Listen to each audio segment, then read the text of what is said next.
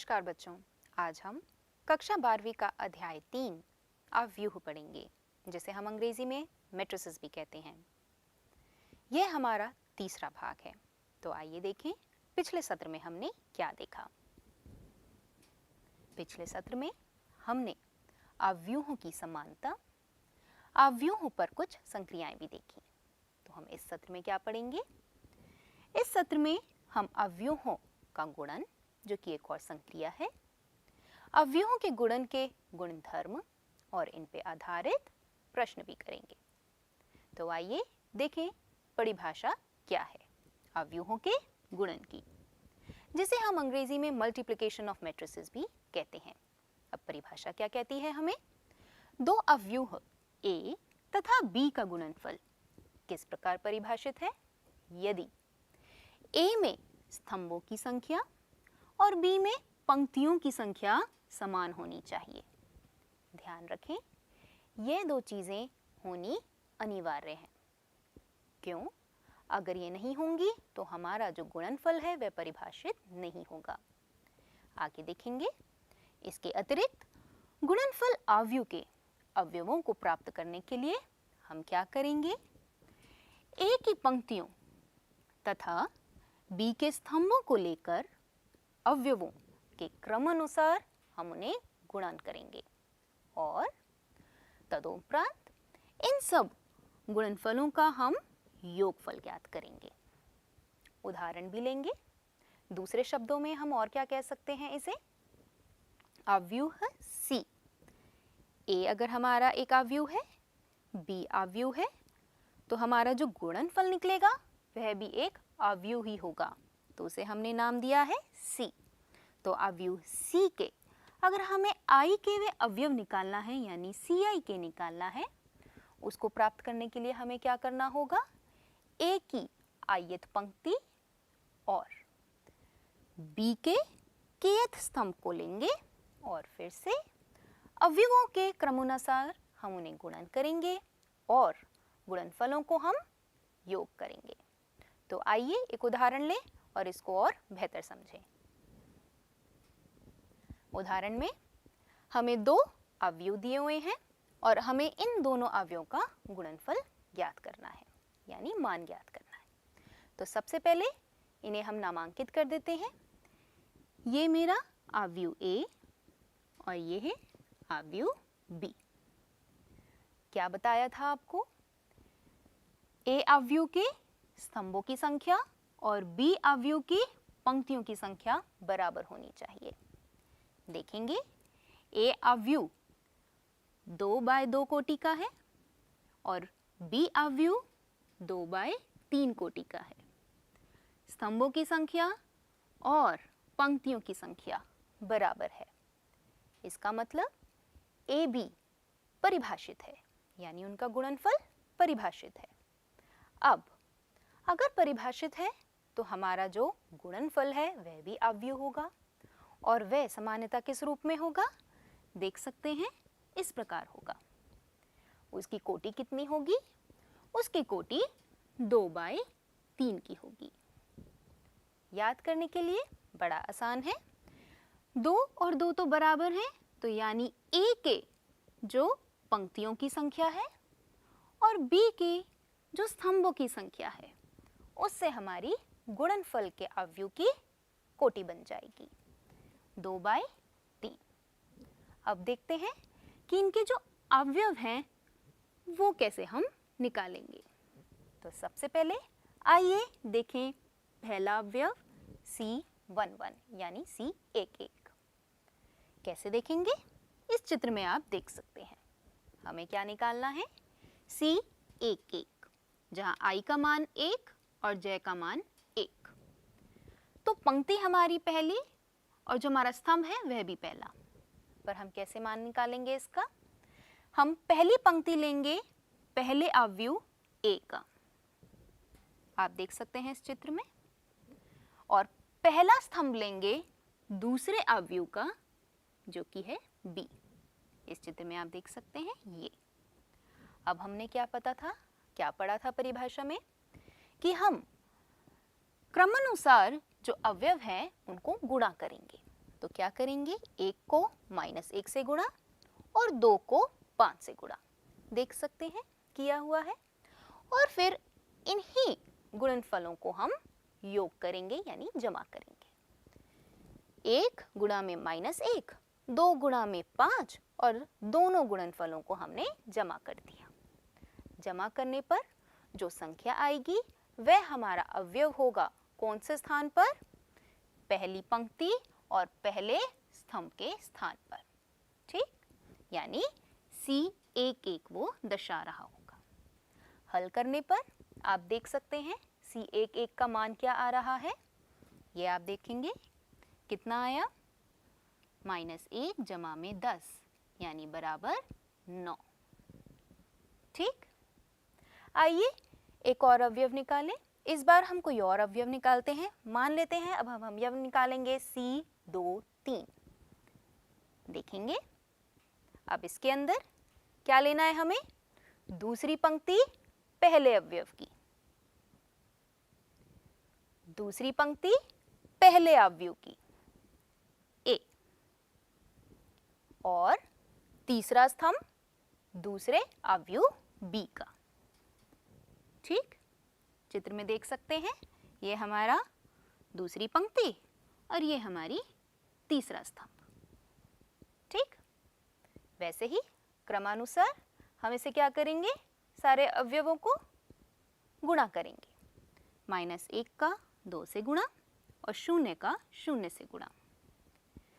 गुणनफलों को फिर हम जमा करेंगे। योग करने पर उत्तर आप देख सकते हैं हमारे पास आया -2। ठीक, इसी प्रकार हम बाकी के अवयव भी गुणनफल जो हमारा अवयव है उसके निकाल लेंगे। तो वे क्या निकले, आइए देखें। बाकी के अवयव आप देख सकते हैं वे क्या हैं। 9 और -2 तो देख लिया था, बाकी के हैं 2, 2, 1 और 0 अपने ही स्थान पर। ठीक, आइए अब आगे देखें, ध्यान देंगे इस टिप्पणी में। सबसे पहला बिंदु, यदि ए बी परिभाषित है तो ये आवश्यक नहीं कि बी ए भी परिभाषित हो। उदाहरण आपके सामने है, हमारे पास दो अवयव हैं, अवयव ए और अवयव बी। ए और बी यानी अगर हम देखें ए बी, क्या हम इसका गुणनफल निकाल सकते हैं? बिल्कुल निकाल सकते हैं, ये हमारा परिभाषित है। कैसे? कोटि लिखते हैं, ए हमारा 2/2 कोटि का और बी हमारा 2/3 कोटि का। ए के स्तंभों की संख्या और बी के पंक्तियों की संख्या बराबर है, तो ए बी हमारा परिभाषित है। परंतु ध्यान देंगे बी ए पे, क्या बी ए परिभाषित है? देख लेते हैं।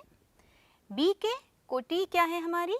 2/3 और ए की कोटि 2/2। क्या बी के स्तंभों की संख्या और ए के पंक्तियों की संख्या बराबर है? स्पष्टता बराबर नहीं है, यानी बी ए हमारा परिभाषित नहीं है। यही हमारा पहला बिंदु बता रहा है। ठीक, आइए अब आगे बढ़ें। इस उदाहरण में आप देखेंगे क्या दिया हुआ है। यदि हमारे पास दो अवयव हैं ए और बी, तो ए बी ज्ञात करना है हमें, यानी दोनों का गुणनफल निकालना है। और क्या हमारा बी ए परिभाषित है यह देखकर, और अगर परिभाषित है तो हमें यह देखना है क्या ए बी बराबर है बी ए के। तो आइए देखें, सबसे पहले ए बी और बी ए की परिभाषिता देखें। क्या ये परिभाषित हैं दोनों? बिल्कुल परिभाषित हैं, आप स्वयं इन्हें देख सकते हैं इनकी कोटियों से। अब ए बी निकालेंगे, ये हमारा ए अवयव, ये हमारा बी अवयव। ठीक, पहली संख्या क्या निकलेगी? 2 का गुणा -1 से, 1 का गुणा 1 से, -3 का गुणा 9 से, तो वे क्या निकला? -2, 1 और -27। इन सबको जमा कर देंगे, देख सकते हैं यहाँ लिख रखा है। और जमा करने पर हमें क्या मिला? -28। ठीक, इसी प्रकार हम बाकी अवयव भी निकाल लेंगे और हम क्या पाएंगे? -24, 37 और 16। ठीक, अब देखते हैं b को, यानी b का हमें गुणन करना है a से। परिभाषिता हमने देख ली, यानी वह परिभाषित है। b a निकालने पर उसी प्रकार हमारे अवयव क्या निकलेंगे? -2 + 8 क्या बना? 6। और ये हम पाएंगे इसके अवयव 6 - 1 - 29, 4, 1 - 11, 16, 9 और -19 है। ठीक, दोनों स्पष्टतः आप निरीक्षण कर सकते हैं। क्या मेरा AB BA के बराबर है? नहीं, हम अवयवों की समानता देख चुके हैं, वह समान यानी बराबर नहीं है। यानी स्पष्टतः जो AB अवयव आ रहा है वह BA के बराबर नहीं है। तो यह भी हमें एक खास बिंदु का बोध करा रहा है, और वह क्या है देखेंगे। में दूसरा बिंदु वह हमें क्या बोध करा रहा है कि अवयवों के गुणन की अक्रम विनिम्यता हमें बतलाई जा रही है। यानी जो हमारे अवयव हैं वे क्या हैं? नॉन कॉम्यूटेटिव हैं। यानी अगर मैं A का B से गुणा करूं और B का A से गुणा करूं तो ये ज़रूरी नहीं सदैव बराबर होंगे, यह बराबर नहीं भी हो सकते। ठीक, अब अगला बिंदु देखेंगे। यह हमें क्या दर्शा रहा है? दो शून्यतर अवयवों के गुणनफल के रूप में हमें शून्य अवयव मिल रहा है। यानी अगर हमारे पास दो अवयव हैं और स्पष्टतः आप देख सकते हैं ये दोनों हमारे शून्य अवयव नहीं हैं, और इन दोनों का अगर हम गुणन करें यानी गुणनफल निकालें तो वह एक शून्य अवयव निकलेगा। आप करके देख सकते हैं। अगर हम इन दोनों का क्या निकालें? गुणनफल।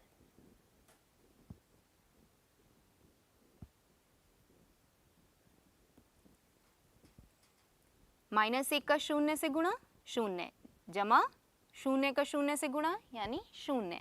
इसी प्रकार बाकी अवयव भी आप देख पाएंगे कि आपका शून्य ही मिल रहा है। ठीक, आइए अब आगे बढ़ें।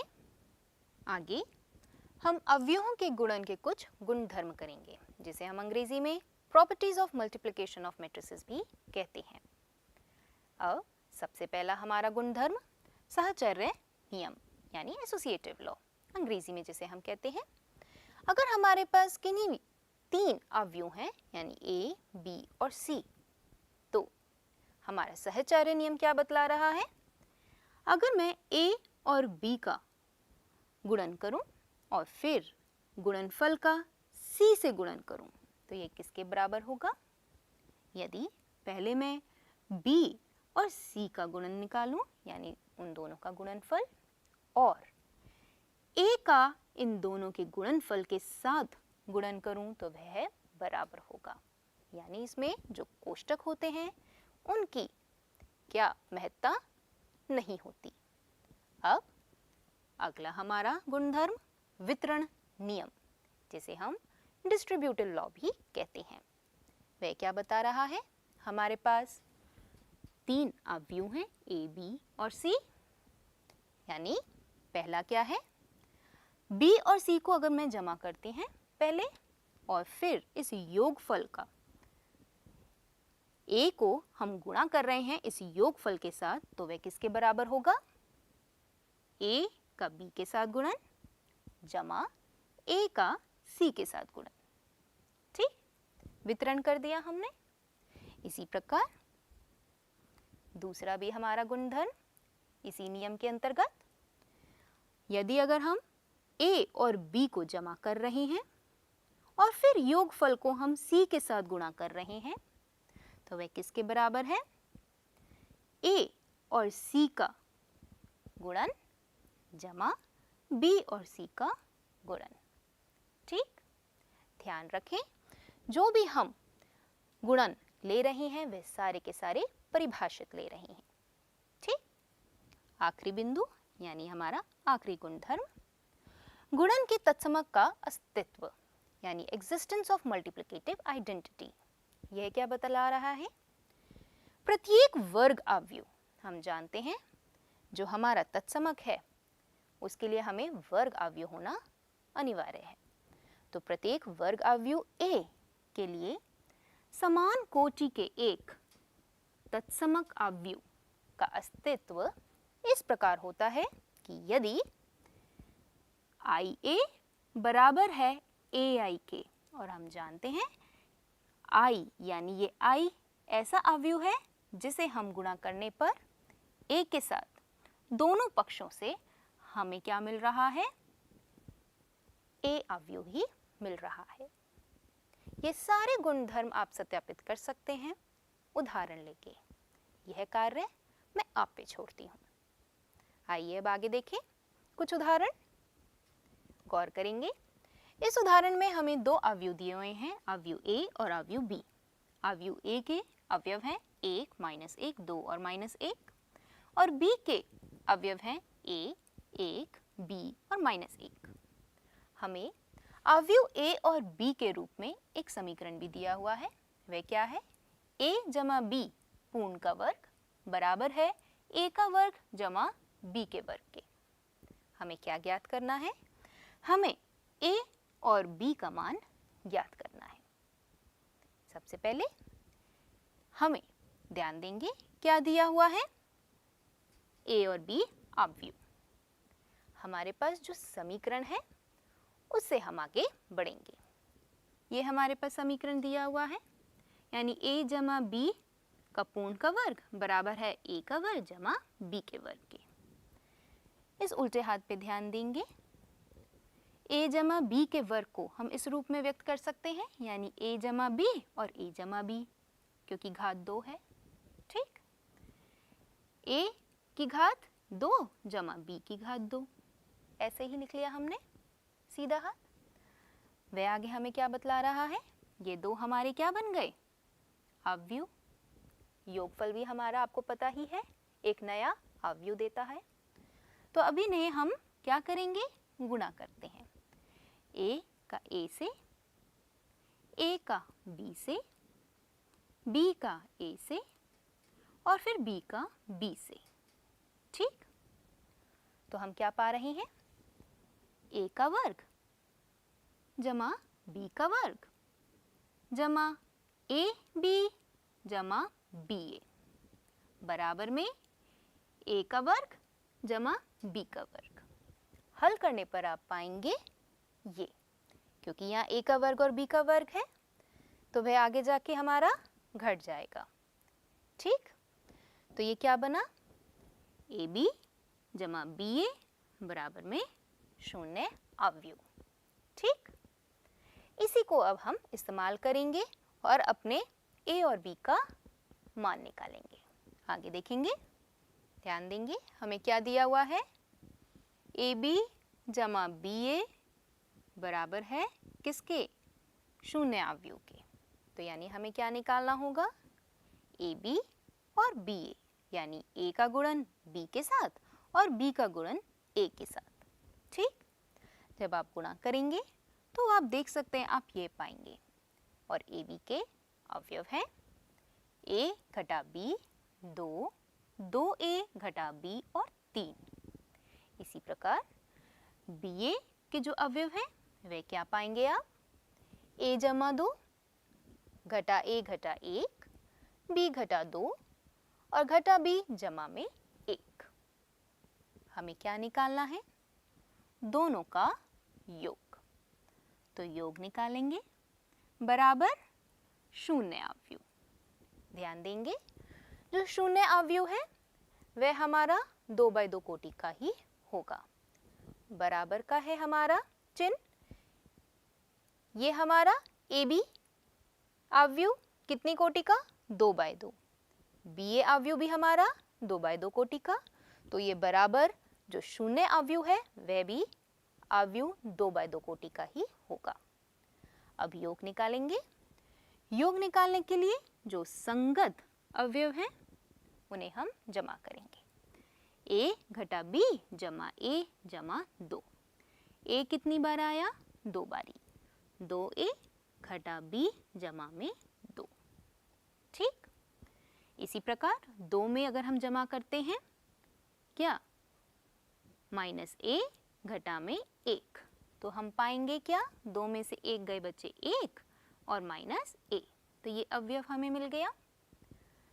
इसी प्रकार हम जो अगले अवयव हैं वह निकाल सकते हैं। वे क्या मिले हमें? 2a घटा में 2, 4 घटा में b, बराबर में हमें दिया ही है, ये है शून्य अवयव। अब ये अवयव और ये अवयव दोनों बराबर हैं। बराबर हैं तो दोनों के जो संगत अवयव होंगे वे भी बराबर होंगे। अब वे बराबर हैं तो हमें कुछ समीकरण मिलेंगे। अब वे क्या हैं? क्या लिख सकते हैं? देखेंगे, आपको स्पष्टता यहाँ दिया हुआ है। 2a घटा b जमा 2 किसके बराबर? शून्य के। इसी प्रकार 1 घटा a बराबर शून्य। इससे हम a का मान निकाल सकते हैं। इस समीकरण से a का मान कितना आया? 1। ठीक, इसी प्रकार आप देख सकते हैं इस वाले अवयव को जब हम बराबर रखेंगे शून्य के तो हमें b का मान मिलेगा, और वह कितना मिल रहा है? 4। ठीक, तो हमें क्या मिला? a का और b का दोनों का मान मिला। a का मान 1 और b का मान 4, और यह सभी हमारे जो चारों समीकरण मिले हैं वे पूर्ण क्या कर रहे हैं? समीकरण को पूरा भी करते हैं। ठीक, आइए अब एक और प्रश्न देखें। बेचे गए लेखों की संख्या इस छवि में आप देख सकते हैं। स्कूल ए ने कितने पंखे निर्मित किए? 40। स्कूल बी ने कितने पंखे निर्मित किए? 25। और स्कूल सी ने कितने पंखे निर्मित किए? 35। इसी प्रकार चटाइयाँ स्कूल ए ने 50 निर्मित की, स्कूल बी ने 40 और स्कूल सी ने 50। प्लेट स्कूल ए ने 20, स्कूल बी ने 30 और स्कूल सी ने 40। अब हमें क्या ज्ञात करना है? उपयुक्त लेखों को बेचकर प्रत्येक स्कूल द्वारा अलग से एकत्रित जो धन राशि है वह हमें ज्ञात करनी है। साथ ही जो कुल धन राशि हमें प्राप्त हुई है ये सारी चीजें बेचकर वह भी हमें ज्ञात करनी है। तो आइए इसका उत्तर देखें। ध्यान देंगे कि जैसे कि हमें प्रत्येक विद्यालय द्वारा एकत्रित धन राशि प्राप्त करनी है तो हम इस तालिका को इस रूप में व्यक्त कर सकते हैं। A, B और C ये क्या है? स्कूलों के नाम। हम ये सारी चीजें जो उन्होंने निर्मित की हैं वह इस अवयव के रूप में लिख सकते हैं। आइए इस अवयव को पहले नामांकित करें। ये अवयव ले लेते हैं K और ये अवयव दर्शा रहा है L। ठीक है, देखेंगे 40 हमारा क्या है? पंखों की संख्या जो कि स्कूल ए ने निर्मित करी। 50 हमारा क्या है? चटाइयों की संख्या जो स्कूल ए ने निर्मित करी। और 20 प्लेटों की संख्या जो स्कूल ए ने निर्मित करी। ठीक, इसी प्रकार जो अलग अलग चीजें निर्मित करी हैं स्कूल बी ने और सी ने वह भी हम लिख लिया है। अब ध्यान देंगे जो हमारा अवयव L है वह क्या दर्शा रहा है? एक एक क्या?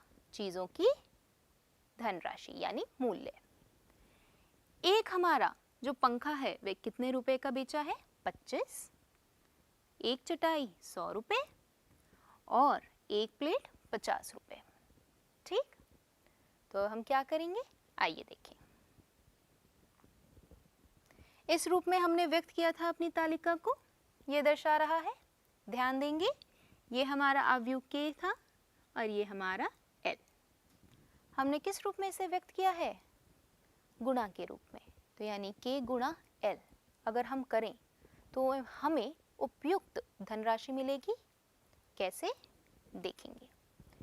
अगर हम इस अवयव K को L से गुणा करते हैं यानी आव्यूह L से गुणा करते हैं तो हम क्या पाएंगे? 40 को 25 गुणा पे 1000, 50 का 100 से गुणा पर 5000, 20 का 50 से गुणा पर 1000। और ये क्या है? 100 है हमारी कुल राशि स्कूल A ने जो प्राप्त करी, किसको बेचकर? पंखों को बेचकर।